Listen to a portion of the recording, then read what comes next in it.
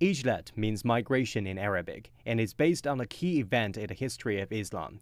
In 622 AD, when Muslims were being persecuted, Muhammad was forced to lead his followers on a migration from Mecca to Medina.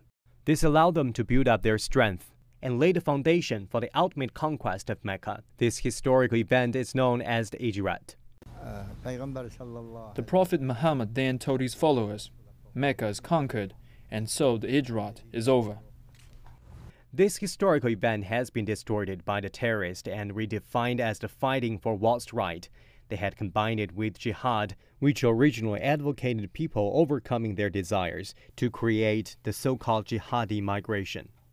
The Hijrat as performed by some people is not the real Hijrat. There's even no Hijrat in the merits of Islam. But the distorted doctrine has encouraged some people to stray from the spiritual path advocated by the original doctrine. If you have something on your mind that you don't understand fully, you can ask. This is a recent religious understanding meeting held at the first prison of Xinjiang. The 17 prisoners have been imprisoned for secessionist activities or organizing, leading, and participating in terrorist organizations. I have a question that has been troubling me for a long time. I can read the Quran, but I don't understand it. Could you explain to me the meaning of a word?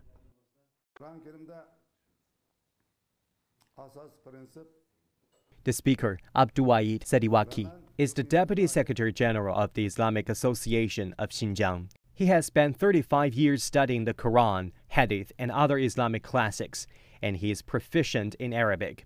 He has addressed more than 100 religious understanding meetings like this and has conducted extensive research on the causes of crime and ideological trends of inmates in violent terrorist cases. He has discovered that most of these people lack the most basic religious knowledge. The terrorist organizations take advantage of any fanatical and bigoted tendencies they show. Mehmetili Kamirdan, who is serving life in prison, is one such case. They do this to promote their own political ends by taking advantage of people's honest feelings for Islam.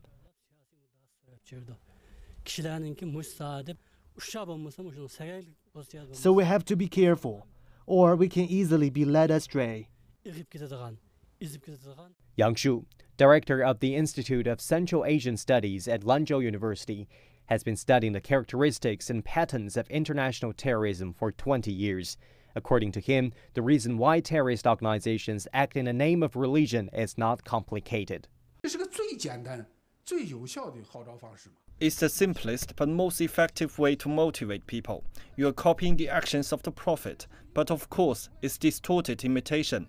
The Prophet did not never advocated violence. They copied the migration, but they invented this distortion of jihad.